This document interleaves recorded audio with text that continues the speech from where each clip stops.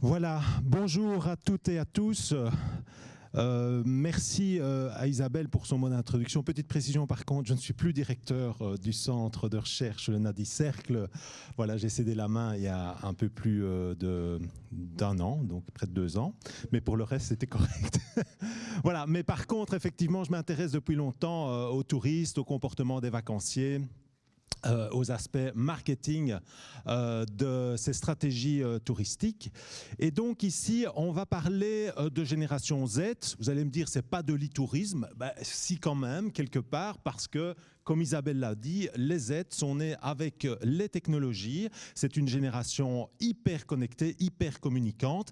Et donc, ça a du sens aussi d'aborder ce genre de thématique dans le cadre de Rencontre Wallonne de l'e-tourisme. Alors, les Z sont passionnés de voyage. Quelques chiffres pour lancer la conférence. Ici, on peut passer le slide suivant, merci.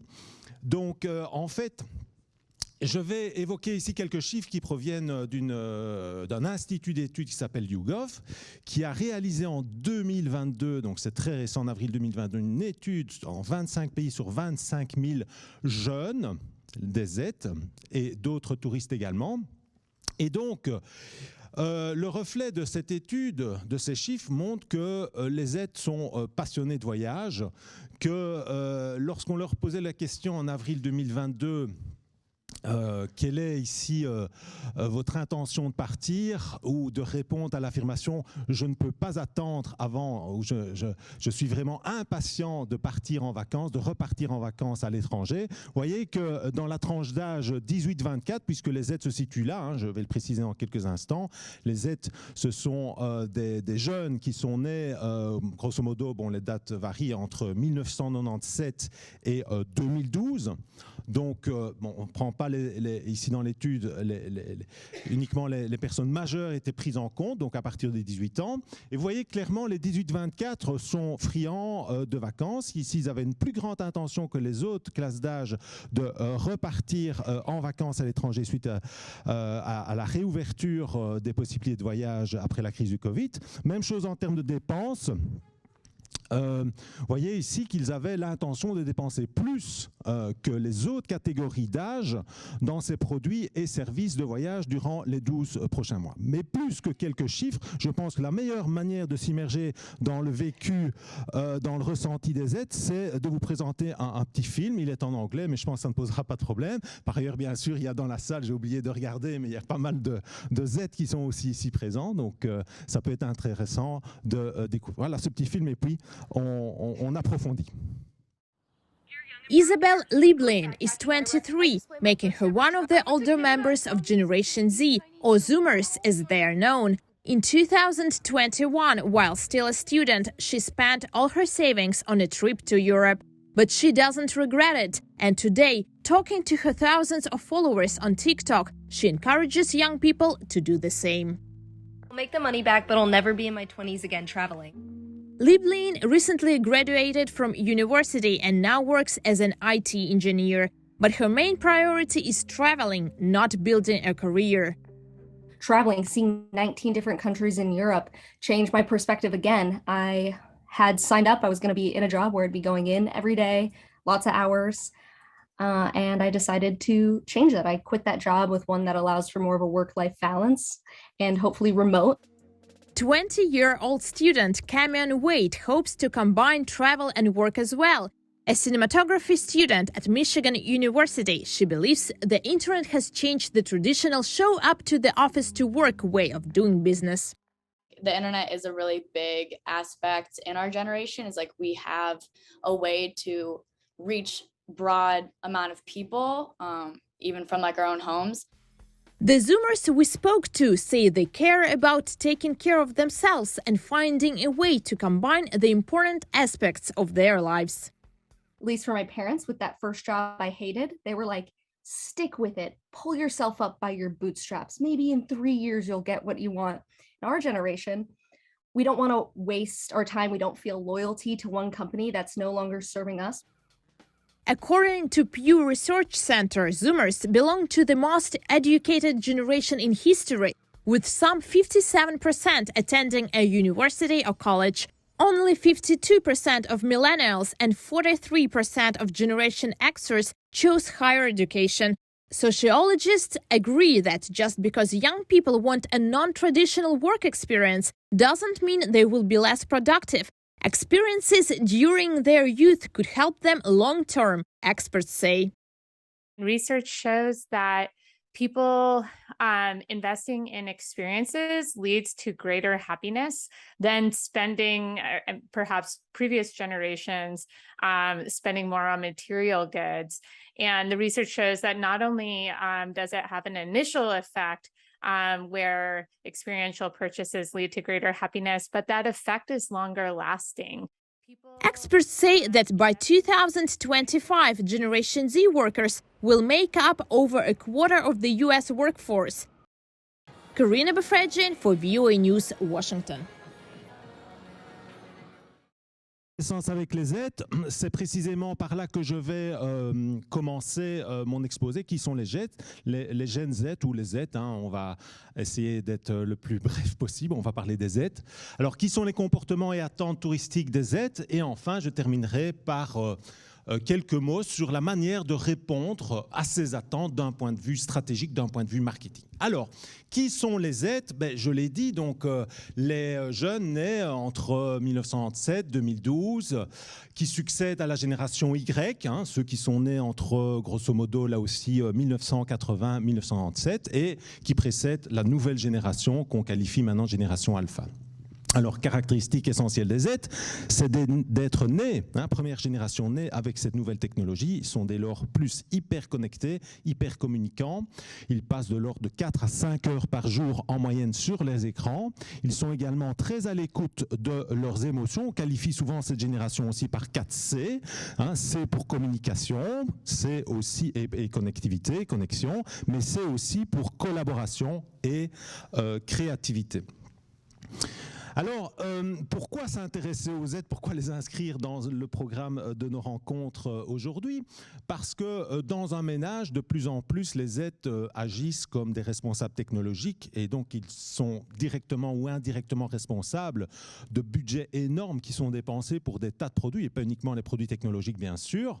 En particulier pour les vacances, les tourismes, je l'ai dit, ils ont faim de voyage et donc là aussi, ils ne vont pas hésiter à dépenser parfois plus que les générations précédentes au même âge parce qu'ils voyagent plus. Ils vont aussi utiliser les réseaux, les technologies de manière différente. C'est ça qui est intéressant aussi, de voir comment on peut se servir de tout cela.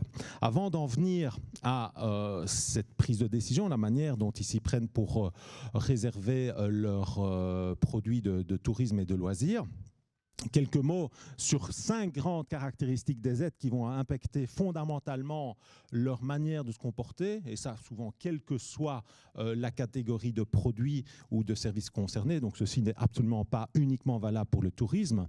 Génération TIC, génération sociale, génération participation, génération nomade, mais aussi génération inquiète. Alors TIC, je pense qu'il n'y a pas moi, c'est pas vraiment nécessaire, n'est pas vraiment nécessaire de rajouter énormément d'éléments d'information. C'est assez clair pour vous que les digital natives sont beaucoup plus à l'aise avec les nouvelles technologies, qu'ils les utilisent beaucoup plus.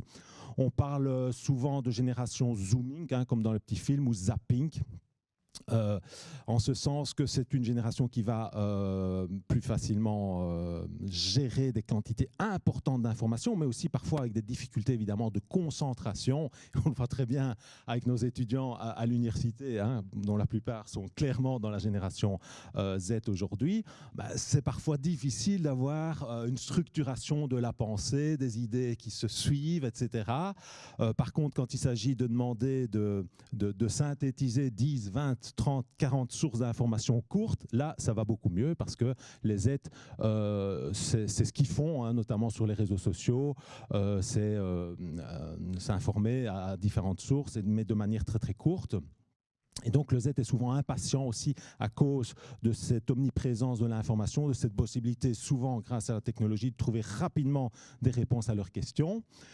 Mais donc, des aspects aussi très positifs de cette googlisation. Le Z a une grande capacité d'adaptation et de flexibilité. Il va jongler, comme je l'ai dit, facilement avec une information abondante et il ferait preuve d'un sens de créativité, aussi souvent d'un grand sens de l'humour. Alors, deuxième caractéristique fondamentale de cette génération Z, c'est le fait d'être social. Donc, génération sociale parce que, pas uniquement sur les réseaux sociaux, mais dans la vie réelle aussi, l'important pour eux, et ça a été aussi un peu évoqué dans le petit témoignage de départ, c'est de rester en permanence en contact avec ses amis, avec ses proches. C'est devenu un objectif de vie de placer au centre les loisirs plutôt que le travail, notamment pour ces raisons-là, pour le contact social. Et donc, évidemment, ce contact social est très important dans les activités. Il est aussi très, très important dans les sources d'information. On le verra tout à l'heure. Les amis, plutôt que les parents ou les sources commerciales, sont utilisées aujourd'hui et considérées comme les sources d'information touristiques, notamment les plus fiables. Réseaux sociaux aussi très importants qui vont permettre de s'informer, mais aussi après l'expérience de voyage, de rester en contact, de partager tous ces émotions, ces vécus ressentis. Alors, troisième, oui, donc ce partage est synonyme aussi de pouvoir au sein de cette génération. Que ce soit un partage de connaissances, liens, compétences ou musique, il y a aussi un enjeu clairement de statut social, d'affirmer qui on est grâce à ces partages. Alors, le Z se livre, se dévoile. Il recherche aussi par les réseaux sociaux souvent la popularité, à impressionner son groupe d'amis ainsi que sa communauté. Donc, troisième caractéristique, c'est cette génération participation. C'est la volonté des Z plus que les générations précédentes d'être acteurs de son devenir, acteurs aussi de sa consommation. Et donc, que ce soit sur des sites de type wiki, sur, on le voit très bien, TripAdvisor, etc., les Z n'hésitent jamais à donner leur avis et à essayer d'être considérés comme des partenaires des marques qu'ils utilisent, qu'ils affectionnent. On l'a aussi évoqué un tout petit peu dans le film, c'est une génération peut-être un peu moins matérialiste qui va chercher moins à acheter, à posséder qu'à accéder à des services qui vont satisfaire toujours le même besoin. Donc, il n'y a aucune concession sur les besoins. Besoin de se déplacer, par exemple, et on voit très très bien, moi j'ai moi-même 3 enfants qui sont dans cette génération-là, il y a moins le focus, par exemple, d'avoir absolument sa voiture, sa moto, etc. pour se déplacer, mais bien toujours cette volonté d'accès, et donc ce qui fait le succès, évidemment, de toute la mobilité partagée aujourd'hui, de toutes ces initiatives qui sont ici reprises visuellement, de ce qu'on appelle l'économie collaborative, c'est notamment cette possibilité toujours de satisfaire ses besoins, mais sans acheter, plutôt en accédant aux services que d'acheter définitivement un bien. Il y a l'aspect critique aussi qui est présent chez les Z, qui n'est pas dupe et parfois résiste face aux pressions du marché. Alors, on parle aussi pour les Z de génération nomade. C'est le slide suivant, génération nomade, parce que les Z ont plus tendance que les générations précédentes à bouger. Bouger, évidemment, c'est fondamental dans le cadre du tourisme. Mais bouger au sens large ici, ça veut dire aussi être nomade dans sa vie professionnelle. Et donc là, on le voit très très bien, ce n'est pas le sujet du jour, mais les Z sont moins attachés à un lieu de travail. C'était aussi un peu évoqué dans le petit film, je ne sais pas si vous l'avez saisi, en disant que le travail n'était plus l'objectif et que bon, c'est une manière de s'épanouir, de se réaliser dans la vie et qu'on pouvait très bien changer de job tous les 3 ans, tous les 5 ans. Donc une génération nomade d'un point de vue habitude de consommation, d'un point de vue touristique, mais aussi d'un point de vue personnel, d'un point de vue professionnel, on peut dire aussi d'un point de vue affectif, parfois aussi. Alors, tout ça, évidemment, a des implications au niveau touristique. L'idée des voyages, l'idée des séjours Erasmus pour les étudiants, l'idée de multiplier les lieux d'ancrage pour le travail donne lieu à des phénomènes qui se popularisent de plus, comme le workation, le fait de passer des séjours plus longs de 3 mois, 4 mois, 5 mois, parfois plus, à un endroit pour son travail et d'en profiter aussi pour découvrir le pays. Donc on travaille, mais on fait aussi quelque sorte des vacances sur place, d'où cette idée de workation. On travaille à New York 3 mois, puis on va aller à Séoul 6 mois, etc. À partir du moment où votre travail ne nécessite qu'un ordinateur et qu'une connexion, ce genre de phénomène est évidemment très populaire chez les Z. Dernière caractéristique, c'est le fait d'être une génération inquiète. Donc évidemment, les aides sont nées dans des contextes difficiles. Vous allez me dire, pendant toute l'histoire, toutes les générations ont parfois eu des événements dramatiques, des guerres, des conflits politiques, une incertitude par ailleurs. Au niveau économique, oui, mais pour les aides, tout ça se cumule, si je puis dire, hein, puisqu'ils sont nés dans une période d'incertitude au niveau politique, beaucoup d'attentats, dans une période socio-économique pas toujours évidente. Il y a eu la crise du Covid qui a rajouté encore de l'incertitude au cours des 3 dernières années. Et donc, tout ça crée parfois un manque d'assurance chez les aides, d'optimisme et d'inclinaison hédonique qui se reflète notamment dans la prise de décision et dans le fait que les aides ont tendance souvent à procrastiner, à postposer des décisions, surtout quand elles sont importantes et fortement impliquantes. Et donc, ça peut aussi considérer concerner des décisions touristiques et de vacances, peut-être pas le fait d'aller au restaurant ou au cinéma, mais pour des décisions un peu plus impliquantes, de passer 1 semaine ou 2 semaines de vacances d'été, le Z a tendance à postposer et à moins planifier que les générations précédentes. On parle en Norvège de génération sérieux, hein, pour aussi qualifier cette manière de prendre en compte les coûts, les bénéfices des décisions qu'on va se prendre et d'éviter de s'engager trop rapidement. Alors, on peut passer maintenant à la diapo suivante et à la deuxième thématique. Quels sont les comportements et attentes touristiques des aides? Donc maintenant que j'ai exposé les grandes caractéristiques des aides, on peut mieux comprendre, je pense, certaines des attentes en termes de voyage et des comportements en termes de voyage et de vacances. Alors, je vais aller assez vite parce qu'il y a pas mal de chiffres ici et je ne veux pas vous assommer de tout cela, mais quelques repères quand même assez intéressants. Donc, les intentions de voyage, j'en ai parlé, elles sont là. Elles sont parfois plus importantes que celles des générations plus âgées, on va dire. Quand on compare la volonté, les intentions de dépenses selon différentes catégories de produits, on trouve aussi que les aides placent le tourisme, les voyages, les loisirs très haut dans leur hiérarchie des besoins. Hein, puisque vous regardez ici, la question était posée toujours par YouGov, 25 000 personnes, hein, je rappelle 25 000 personnes issues de 25 pays ont été interrogées en avril 2022. Donc c'est vraiment significatif ces chiffres, hein, ce n'est pas quelque chose de très ponctuel. Donc vous voyez l'ordre de priorité, les vêtements. En 1, les sorties pour aller manger un bout au resto, hein, c'est pas un hasard si vous voyez dans beaucoup de villes, y compris à Namur, le nombre de restos, de bars qui s'installent souvent à la place d'autres types de commerces, notamment parce qu'il y a cette priorité-là des Gen Z. Et en 3, les services et produits de voyage. Alors, donc ça c'est pour les intentions de voyage. Vous pouvez passer au slide suivant. Les obstacles principaux par rapport au voyage, c'est clairement le prix. Hein, le prix du logement, le prix du transport, le prix global du voyage, tout ça, c'est plutôt les freins numéro 1, plus que les aspects santé, sécurité, etc. Vous voyez qu'ici, on compare la tranche d'âge 18-24 avec les tranches d'âge ultérieures et on voit clairement hein, cette différence, hein, même si vous prenez que le global total, comparé que les deux premières couleurs, donc le rouge et le bleu, vous voyez clairement que les aides sont moins sensibles aux facteurs de risque du style santé, du style situation familiale, qu'au prix du logement, au prix du transport. Alors, on peut passer au slide suivant. Les motivations des aides quand il s'agit de voyager, c'est quoi? Ce sont moins des motivations traditionnelles de repos, de détente, de plage, de comportements assez passifs de vacances pour se ressourcer, se régénérer, etc., que des comportements actifs. Des comportements actifs liés à l'aventure, liés à la recherche d'adrénaline, liés à la découverte culturelle. Il ne faut pas sous-estimer cet aspect-là. La nature, bien sûr, mais aussi la découverte culturelle, mais moins aller visiter un musée qu'être en contact de manière authentique avec la population locale. Donc, très, très important.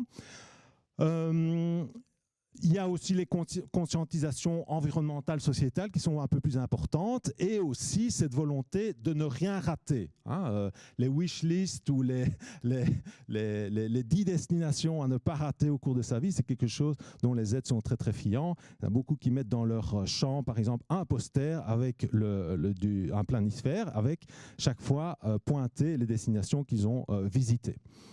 Slide suivant.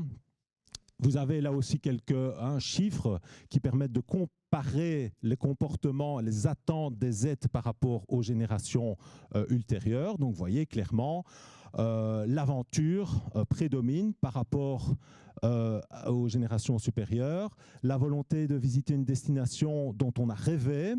Vous voyez aussi la volonté d'élargir ses horizons, d'apprendre une nouvelle langue ou d'apprendre quelque chose au niveau culturel sur le pays qu'on a à visiter. Quelque chose qui se reflète aussi, slide suivant, sur des motivations beaucoup plus liées au développement durable aussi. Donc, la volonté de vivre des expériences authentiques, de séjourner dans des hébergements labellisés verts ou qui respectent l'environnement. La volonté de soutenir des initiatives où le voyage, les moyens de transport vont permettre une certaine soutenabilité, en tout cas de compenser ces émissions carbone. Là aussi, clairement, vous voyez chaque fois la différence. Les Z sont plus sensibles à tous ces types d'arguments. Alors, ça, c'est pour les motivations de voyage. On peut passer maintenant aux destinations. Donc, quelles sont les destinations prisées des Z? Plus que pour les autres générations, ce sont des destinations à l'international. Donc le Z est plus friand de voyages à l'étranger que de voyages domestiques, quand on compare en tout cas aux autres catégories d'âge. Alors dans le top des destinations au niveau global, il y a des choses assez surprenantes. Une ville qui n'est jamais citée en général par les touristes en général, Séoul est devenue la destination de référence et hype au niveau mondial. Je dis bien, ce n'est pas nécessairement pour les Belges, et hype notamment suite à l'influence de la culture K-pop omniprésente sur TikTok, omniprésente sur les réseaux sociaux, mais aussi dans les médias en général, dans les séries, au cinéma, dans le gaming. Destination suivante, je vais aller un peu plus vite. Donc, on a au niveau des transports, finalement, une approche assez fonctionnelle du transport chez les Z. Le transport, c'est juste un moyen pour se rendre à destination. Ils sont beaucoup moins sensibles que les générations précédentes à l'aspect hédonique, le plaisir qu'on peut ressentir dans le voyage, etc. Non, il faut un transport bon marché, efficace. Et donc, l'émergence du low cost, évidemment, n'est pas anodin par rapport à cette volonté de Z de voyager à moindre coût. Suivant, donc l'hébergement, là aussi, on est plutôt à la recherche de simplicité et d'authenticité, c'est les mots-clés. Je n'ai pas vraiment le détail ici, mais des hôtels ou des auberges de jeunesse, certes confortables, mais surtout accessibles au niveau financier, sont plus importantes que d'avoir des hôtels sophistiqués. Alors, au niveau des activités, j'en ai un peu parlé et évoqué, donc tout ce qui est aventure, on peut passer... Oui, ça, c'est les activités pour lesquelles les aides traditionnellement sont moins attachées. Donc, c'est des activités classiques. Je l'ai dit, la plage, les séjours balnéaires, le repos, c'est des choses dont les aides sont moins friands que des activités pour lesquelles, vous voyez aussi, en termes d'indice, on est supérieur à 100, c'est-à-dire qu'on est, c'est des activités qui sont plus recherchées que la moyenne par les aides. Le volontariat, l'écotourisme, le contact avec la population locale, l'aventure, les sports d'hiver, etc., etc. Désolé, mais je dois un peu accélérer. Ça, on peut passer. Voilà, je vais terminer cet exposé maintenant par quelques perspectives sur la manière de répondre aux attentes des aides d'un point de vue de nos stratégies, marketing notamment. Alors, j'ai ici repris en fait le processus de décision classique d'un touriste. Le touriste, qu'est-ce qu'il fait? Il planifie d'une manière ou d'une autre ses vacances. Le Z, en général, il planifie moins, je l'ai dit. Il a plus tendance, pour les caractéristiques que j'ai évoquées tout à l'heure, à remettre, à postposer sa décision, à procrastiner. Et donc, ça a un impact évidemment en termes de timing de communication, de l'information qui est envoyée par les prestataires et les opérateurs touristiques. Le mot d'ordre ici, c'est de ne pas les contacter trop tôt, parce que ça ne servira à rien, les contacter au moment où le besoin est ressenti, le moment où il y a cette possibilité d'avoir un impact sur le Z parce que c'est le moment où il a envie de partir, etc. Mais pas le contacter 6 mois, 7 mois, 8 mois à l'avance. Les brochures des tours opérateurs de manière classique continuent à sortir très très tôt. Bon, c'est très très bien évidemment pour d'autres cibles, le public familial, etc. Mais pour les Z, ce n'est pas vraiment la meilleure manière de faire. Alors en termes de reconnaissance du besoin, je l'ai dit tout à l'heure, plusieurs des caractéristiques que j'ai évoquées, l'idée du tout de suite, l'idée de contact avec la population locale, d'accès plutôt que de propriété, de lien social plutôt que de posséder, plutôt que le bien, d'aventure, d'amusement, de participation sont évidemment les mots d'ordre ici quand il s'agit d'essayer de coller aux besoins attendus et reconnus par les aides. Alors, recherche d'information, là aussi, toutes les caractéristiques que j'ai évoquées ont un impact. Toujours connecté, le Z surchargé d'informations, mais pour lui, ça peut poser moins de problèmes que pour des publics plus âgés, parce qu'il a l'habitude de jongler avec cette information et de pouvoir quand même la trier de manière utile pour prendre sa décision. L'influence très importante des pairs, l'influence des influenceurs. J'ai un slide, on peut le passer maintenant peut-être. Donc d'abord sur les sources d'informations touristiques les plus utilisées par les aides. En 1, les plateformes liées aux réseaux sociaux, j'en ai déjà parlé. En 2, l'information aussi des amis et des parents qui reste très, très important. Donc attention, le Z n'est pas toujours devant son écran et on va considérer comme fiable et crédible, évidemment, de l'information qui nous vient de ses pairs en face à face. Alors le Z aussi va être friand de recherche au hasard en ligne, et de l'information aussi qui provient des blogs de voyage et des influenceurs. Ça, c'est le slide suivant. Voilà, si on fait le focus ici sur les influenceurs, ils ont un impact fondamental sur les aides, et là aussi beaucoup plus, j'oublie chaque fois de le préciser, mais c'est beaucoup plus que les générations ultérieures. Le Z recourt aux avis des influenceurs et est susceptible de les suivre. Pour des tas de catégories de produits, bien sûr, à commencer par la nourriture, par les vêtements, par tout ce qui est beauté, la musique aussi, bien sûr, mais aussi, vous voyez, apparaître les voyages. Les voyages, 19% des aides sont susceptibles de suivre les avis des influenceurs sur les réseaux sociaux qu'ils suivent. Alors, suivant. J'en viens maintenant à l'évaluation des alternatives de choix. Donc l'évaluation, là, elle est souvent basée, je l'ai dit, sur le prix, qui est vraiment un critère fondamental, et c'est aussi lié à la technologie, parce que de plus en plus de moteurs de recherche vous permettent aujourd'hui très facilement de classer, de trier les résultats de vos recherches selon le prix. Il y a une focalisation sur le prix aujourd'hui qui n'existait pas il y a 20 ans, aussi à cause de raisons purement technologiques. Alors, le prix, les évaluations des pairs, la même chose. On classe les destinations, on classe les possibilités de logement, les hôtels, selon les avis, les ratings, les notes qui ont été données par les autres clients. Et évidemment, tout ce qui est réseaux sociaux, liens sociaux, qui va aussi avoir un impact fondamental sur la décision finale. Il y a le risque que j'ai évoqué tout à l'heure, mais au contraire des générations plus âgées, ici, parce que c'est une génération, souvenez-vous, inquiète, le Z va être habitué à ce risque et le gérer souvent de manière plus positive que pour les générations X, Y, les baby boomers, etc. Mais il y a toujours cet aspect indécis, on ne sait pas se décider, hésiter, et ça se matérialise par exemple lorsqu'on organise un événement, chez les Z, et c'est mes enfants qui le disent, ce n'est pas nécessairement moi, c'est difficile de savoir exactement combien de personnes vont venir parce qu'on poste sur les réseaux sociaux l'invitation, on dit je participe, je veux participer, et puis il y a la réponse intéressé, mais intéressé ça veut dire quoi? Et jusqu'au dernier moment, il y a toujours cette incertitude sur le fait qu'on va venir, on ne va pas venir. Il y a moins cette volonté de s'engager aussi et de dire ok, je me suis inscrit, je dois venir. Donc les aides vont se désister par exemple beaucoup plus facilement que les générations antérieures. Alors décision et achat.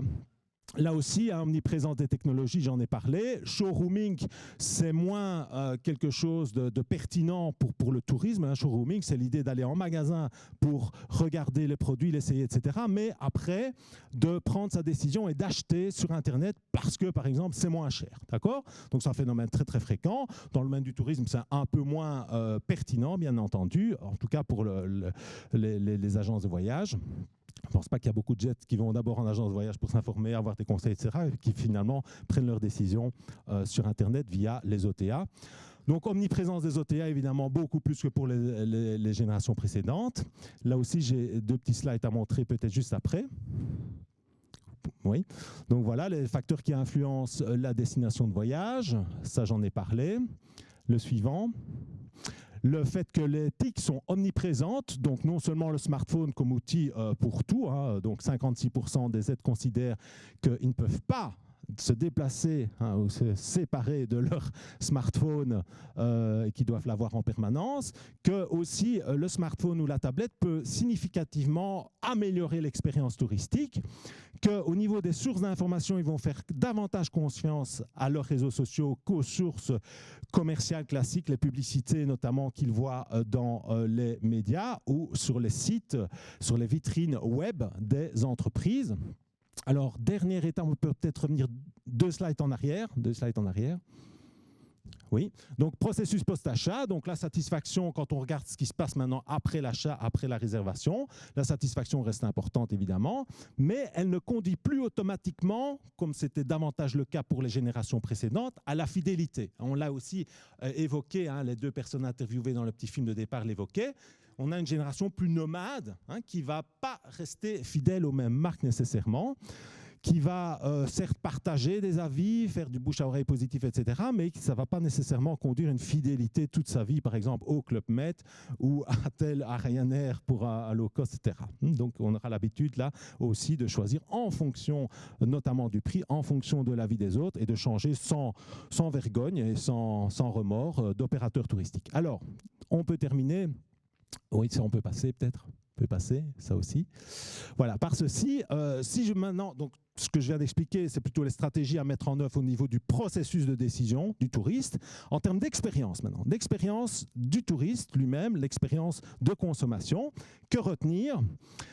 4 choses. Il faut essayer de surprendre le Z, il faut essayer de créer du lien, il faut proposer l'authentique, ça j'en ai beaucoup parlé, d'accord ? Et peut-être une dernière chose dont j'ai moins parlé, c'est stimuler les 5 sens. Donc travailler sur un marketing sensoriel, sur cette possibilité de susciter des émotions positives, mais aussi l'exclusivité par rapport à ce qu'on propose, dire ok, le canyoning, l'expérience canyoning que vous allez vivre, c'est unique, on le propose qu'à un segment bien déterminé, etc.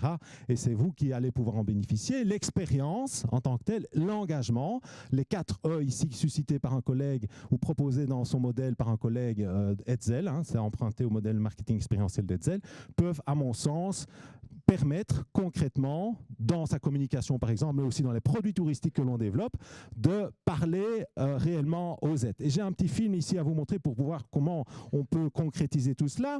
C'est l'exemple de la Suède.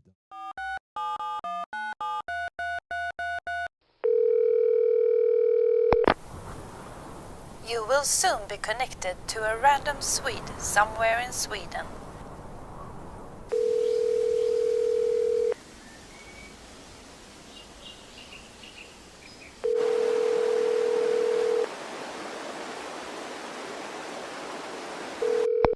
Hello, Sweden speaking.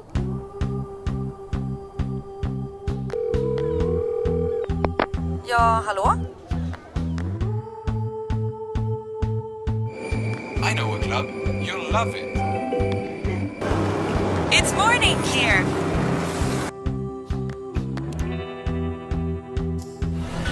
Yeah, I know a lot about hunting, fishing and moonshining. Listen to this!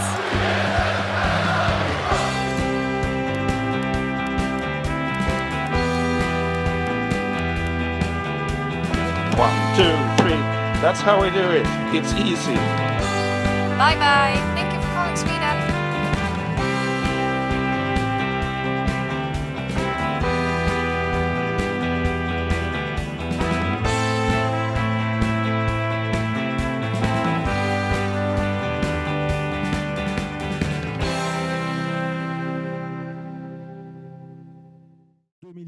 Ce numéro a accueilli des milliers d'appels et surtout, ce qui est surprenant, de la génération Z qui a été très friande d'entrer en contact, comme je l'ai dit, de manière authentique, directe avec des touristes, enfin pas avec des touristes, justement avec des résidents locaux pour avoir leur avis, des conseils, etc. Donc une autre manière d'intéresser cette génération Z, de l'écouter, de la faire participer. Il faut téléphoner, il faut s'impliquer, etc. C'était juste un exemple, il y en a des dizaines qu'on pourrait donner. De de la valoriser socialement, de réenchanter non seulement l'expérience de voyage elle-même, mais aussi tout ce qui est en amont en termes du processus de prise de décision, de recherche d'informations, etc.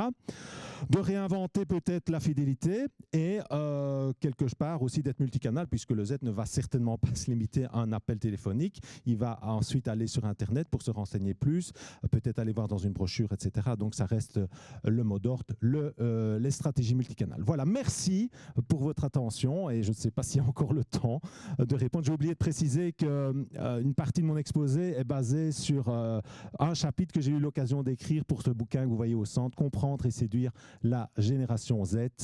Donc un chapitre lié à cette génération que je qualifie de peut-être. Merci de votre attention.